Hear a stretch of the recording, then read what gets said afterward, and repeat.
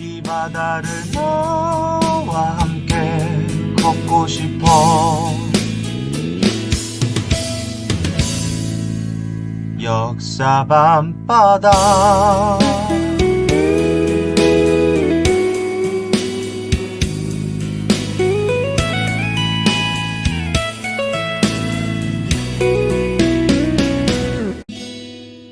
나는 지금 역사 밤바다. 우철쌤의 역사 밤바다.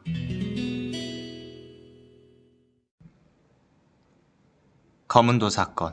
갑신정변 이후 청해의 조선 간섭은 더 강해져 갔습니다.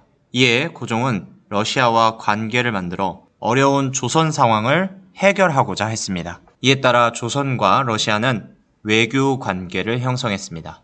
그러자 러시아는 남쪽으로 세력을 이동하기 시작합니다. 이 상황에 영국이 굉장히 불편했습니다. 영국은 러시아와 대립관계였기 때문에 러시아의 이런 남하를 막고자 합니다.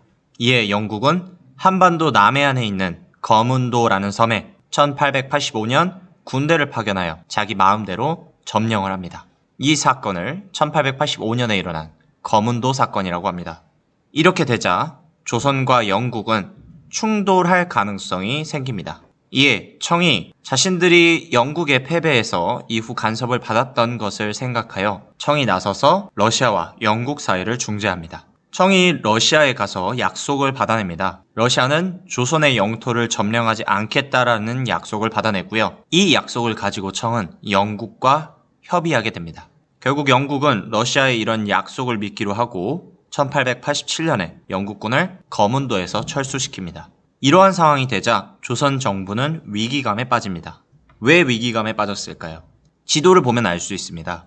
북쪽으로는 러시아가 내려오고 있고 서쪽으로는 청나라가 있고 동쪽으로는 일본이 조선을 향해서 한 발 한 발 내딛고 있고 그동안 바다 걱정을 하지 않았던 조선 입장에서 이제는 남쪽으로부터 서양 세력이 들어올 수 있다라는 사실을 알게 되었습니다. 이렇게 되자 조선의 운명은 사면초가였습니다.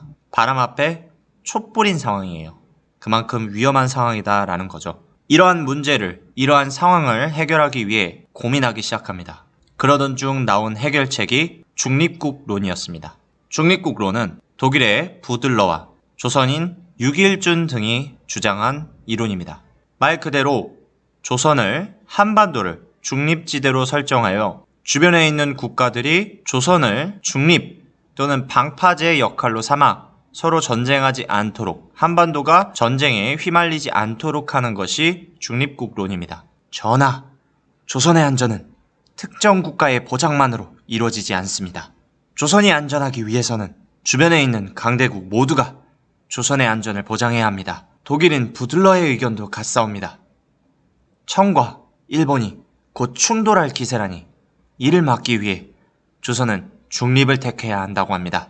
이 대사 그대로 조선과 한반도 지역을 어느 편도 들지 않는 중립지역, 중립지대로 주장하여 그 어떤 나라도 조선을 공격하지 못하게 하자라는 이론이 중립국론입니다. 이것을 주장한 이유는요, 유럽의 한 국가를 예시로 볼 수 있었기 때문입니다. 바로 스위스라는 나라인데요. 스위스는요, 주변에 오스트리아, 프랑스, 이탈리아, 독일 이 4개의 강대국에 둘러싸여 있었습니다. 따라서 스위스도 조선처럼 바람 앞에 촛불 상황이었는데요.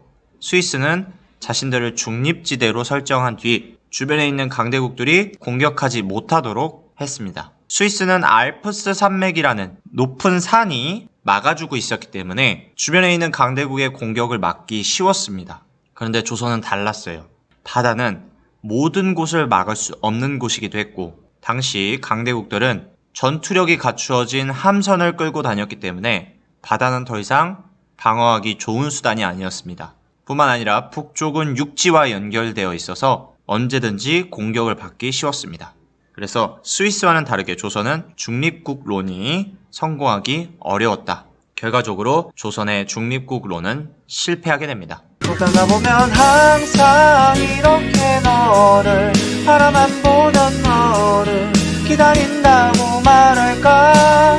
지금 눈앞에 계속 이렇게 너를 아쉬워하던 너를 생각했다 할까. 여기까지가 이번 영상 내용이었습니다. 그러면 see you again.